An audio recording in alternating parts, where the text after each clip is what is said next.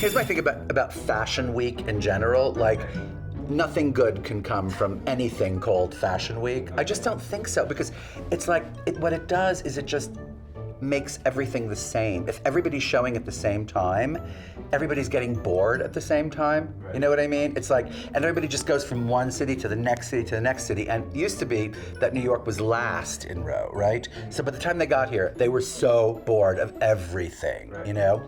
And now, I think we start the whole thing off, and so they're vicious now. You know, it's like, right, we're gonna look at this and we're gonna scrutinize, right? It's just not a good idea. And then they try to homogenize it in one tent.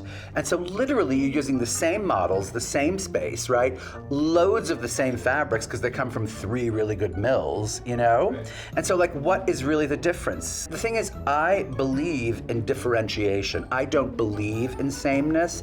I like differentiation, you know? And I don't mean that in a maximal way. I don't need like loads of feathers and sequins and things. I just like people to look different from one another, because I think they are different, you know? At some point there was like an edge to having a fashion show, like, because there weren't that many good shows, right?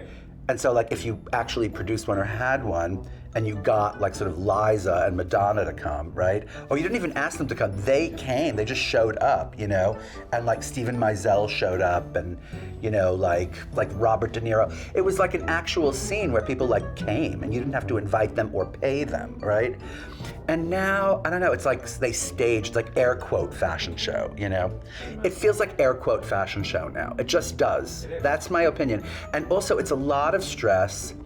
And I've learned in my old age that like fashion, I think it creates strife in people's lives, you know, in women's lives, because there are so many thousands of images of women that come out of Fashion Week that it's confusing, and they're like, oh, now what do I do? I thought I had something, now what, you know?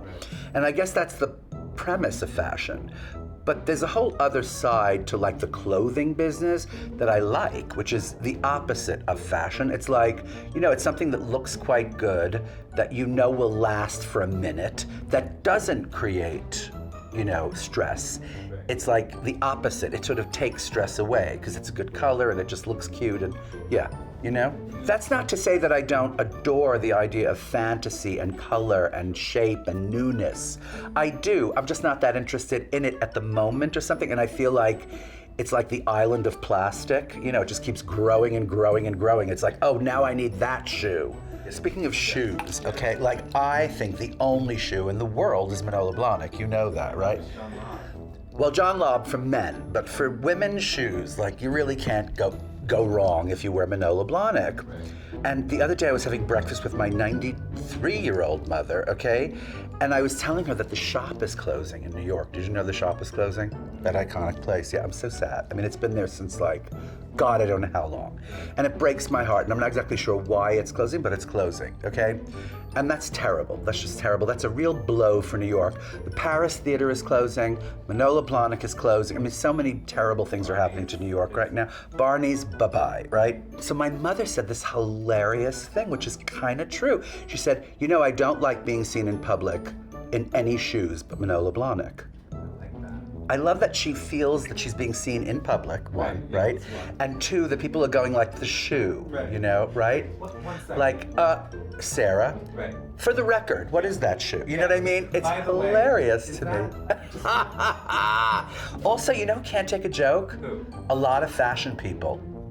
You know, like, it has to be so serious, right? And then if you make a joke, they're like, wow, he's making jokes, how funny. We're not gonna buy his clothes, but we'll say, how funny, how wonderful. No, I mean, this is the funny thing about being like in high fashion. If you dare be funny, like nobody cares. No, they love when you tell a joke. But I mean, if you do jokey clothes, which I like sometimes, like, you know, witty, funny clothes, they're not that into it. I have to say, like, think about like, you know, Schiaparelli and how like she was sort of ostracized and made fun of constantly. Think of like Franco Moschino. You know, it's like there are people who make funny clothes. Unless it's camp, and then I guess it's really chic. But what the hell is camp?